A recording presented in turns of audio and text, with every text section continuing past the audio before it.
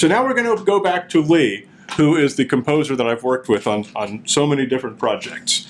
I first met Lee when we did episode 150, which was Screwed. You can go ahead and bring him in whenever you're ready to. And then I think his next project with me was this one, The Secret of the Gypsy Queen, that we worked with Rachel. I hear him this time. There he is. Hey, Lee. Hey. Sounds like we're doing a lot better this time. Oh, well, I'm watching the stream. I'm a consumer and a well, apologies for bringing you in and kicking you off and everything, but no, it's fine. So I just wanted to reminisce a little bit with you. We're down to about 15 minutes, so we're going to have to go through this a little bit quicker than normal. Then I need to, before you reminisce, I need to. Oh my gosh! Thank you so much. Few people have been working with Skeptoid for as long as Lee has, much to my great honor and pleasure. Let's see if I can do this without embarrassing myself on Hey, there we go. Awesome. Hey, I will join you with my water here. Beautiful. All right, here we go. You have the advantage of being able to go to sleep as soon as we're off. I have the disadvantage of being up for another 12 hours. There we go. Champagne to our real friends, and real pain to our sham friends. Down the hatch. Wow, that was good. I've never heard that one. Yeah. Thank you much, Lee. I prepared for this. So I wanted to reminisce a little bit with you. We've talked about Screwed. We've talked about the Gypsy Queen. Obviously, we just talked with Rachel about that. So I wanted to fast forward a little bit to. Well, first, give us the 10-second version of what you do for a living. I write music for television shows, movies, online stuff, whatever anybody will pay me to do, basically. My main gig is I do The Amazing Race music for CBS, but I am constantly working on all kinds of other stuff.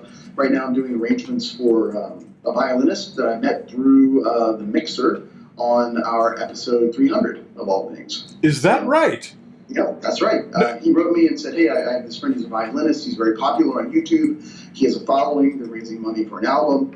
We'd love you to do some arrangements for that. And so we talked, and it all worked out. And so that's what I'm doing. This wasn't one of the people who actually recorded the music, was it?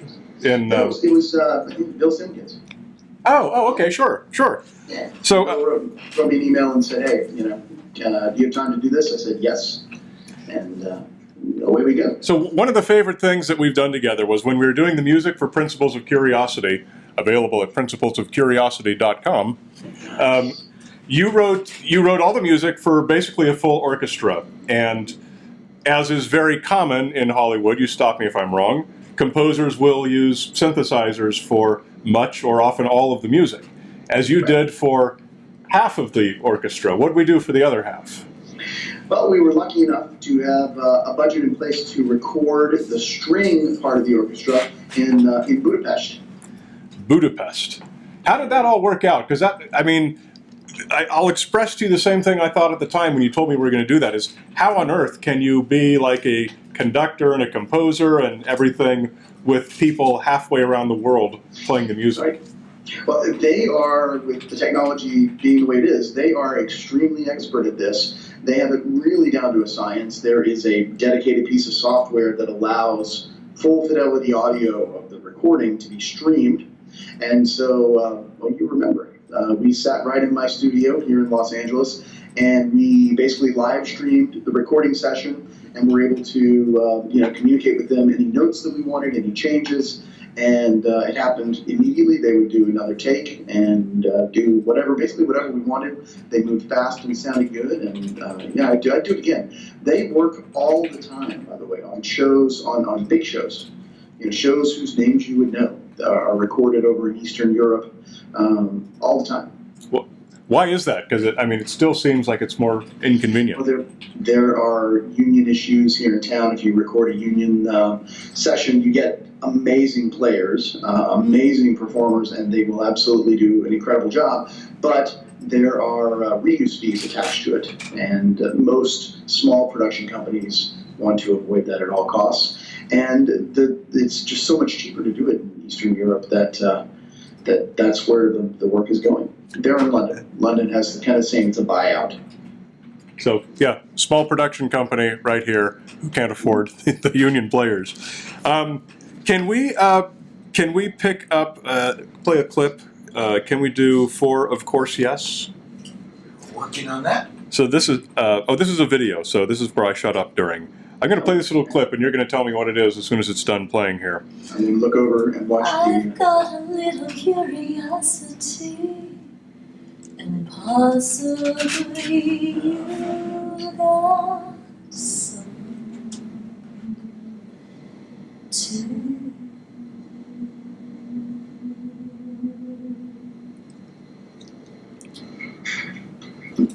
I didn't go that far on it.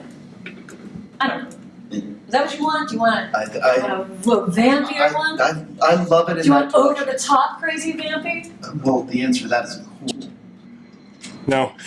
Now, unfortunately, I'm very sad that I cut off I stopped hitting record right when you said that last thing. She said, "Do you want the over-the-top vampiness?" And you said, "Well, the answer to that is of course yes."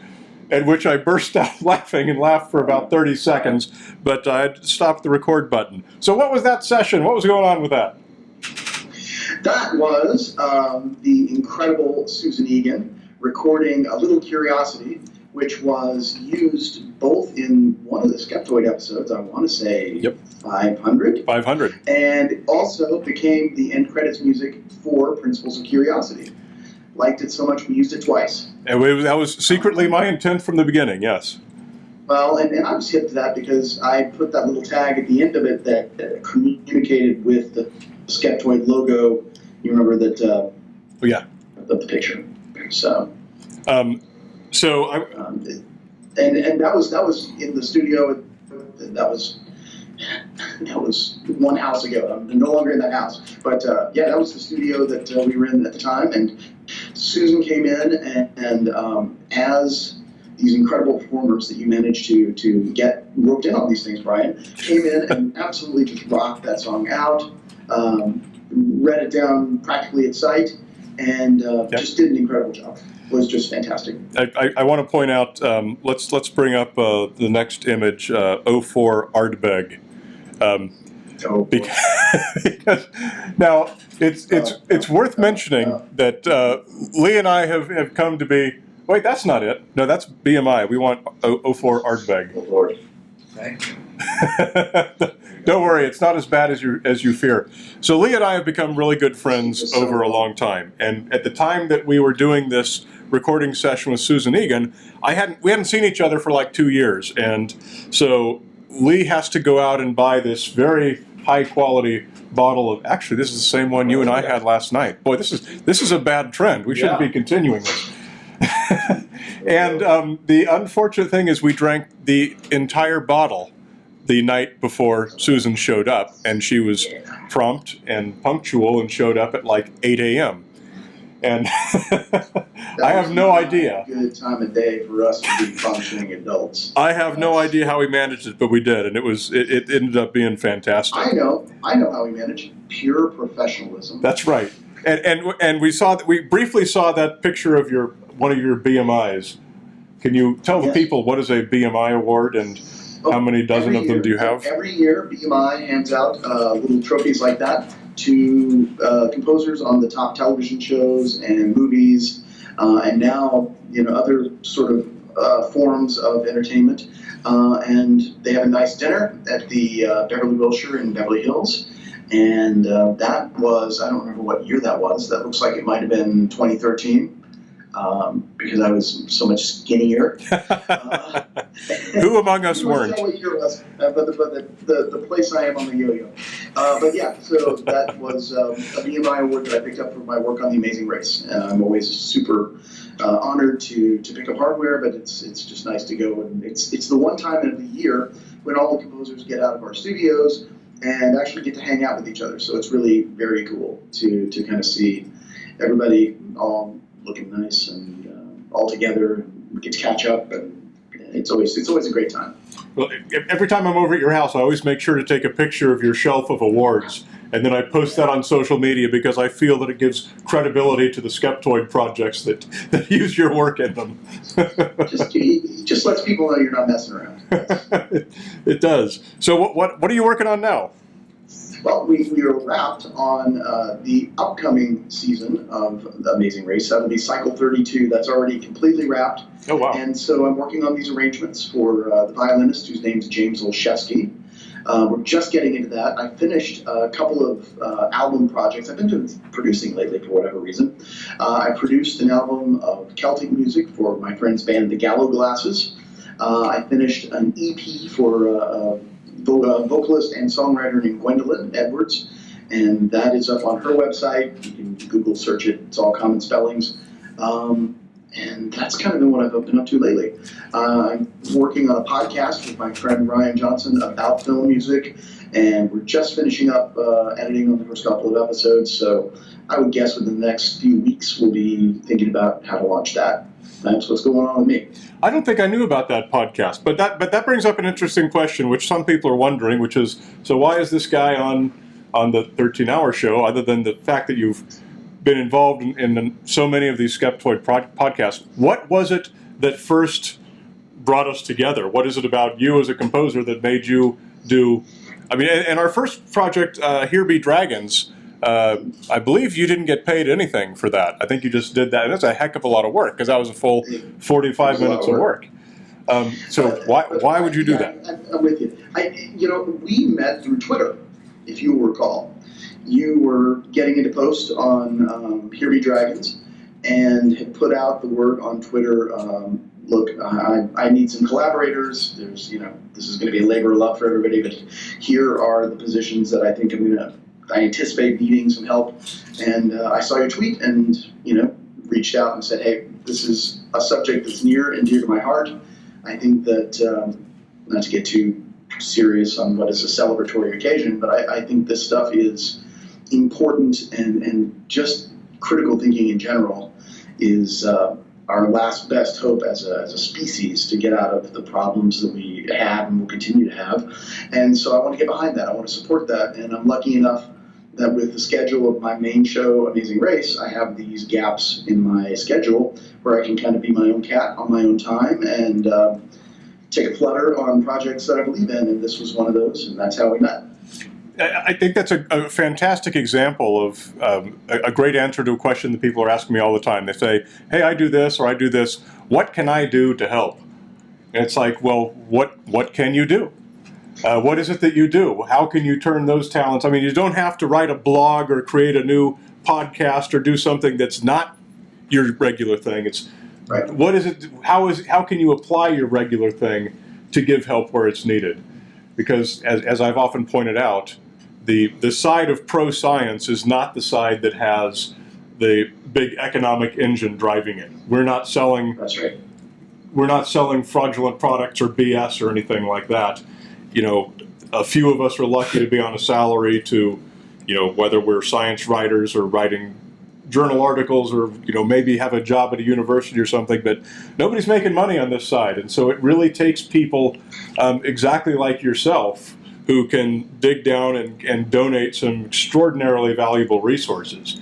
If I had to go out and hire a composer to do Here Be Dragons, 45 minutes of music, what give me the answer to that? What would I have, if I just came in out of the blue and had to hire some professional composer and he used union musicians, what would that have cost me? Well, there'd be a range. You could get someone at the extreme low end. I'm trying to do this so that my hand's on camera. Someone at the extreme low end who would do it for very little money, but you get what you pay for in most cases. Right. Unless they were doing it as a labor of love. But if you were just straight paying for it, you should figure that it takes most composers 5 hours, give or take, to complete 1 minute of music. So, that's, whatever half of 450 is, 275 hours to do the music for that. And then, what do they make an hour? So whatever that is, that would be your budget. I mean, you'd be looking at, probably $25,000. Yeah, and or up plus whatever you wanted to pay for musicians. and engineers and copyists to copy out the scores and parts, and it goes on and on and on. So, and that answer right there is really the main reason I wanted to have you on today, because to show people the kind of value that anyone from any unexpected walk of life can bring to work or to any project that they feel is important. I mean, that was essentially you made a donation. In fact, I don't even think we gave you. You probably could have walked away with some enormous tax deduction for that, but I'm not a tax accountant and can't give tax advice. But the point is, you made an enormous gift of tremendous value to Skeptoid, and you've done it repeated times. I mean, you've done a number of other projects with me, some of which I've been able to pay you for, but obviously nowhere near industry rates. So well, and I mean, on Principles, we put that all into the band, and that's what should have happened, and I was thrilled to do it. And I mean, we had a 40-piece string section, a full orchestral string section for that. That was amazing. And we had 22 violinists. And we had 22 fiddles, plus viola, cello, bass, and on down. 12, 10, 8, 6, 4, I think was the band. 12 first violins, 10 seconds, 8 violas, 6 cello, and 4 basses. Wow. So that's a symphony orchestra-sized string section. Well, thank you very much for being here. It's time to move on to the next thing, and I apologize for the little bits of snafu, but no big deal. Cheers, Nate. All right. Cheers. Thanks again, man. All right, man. All right. Congratulations.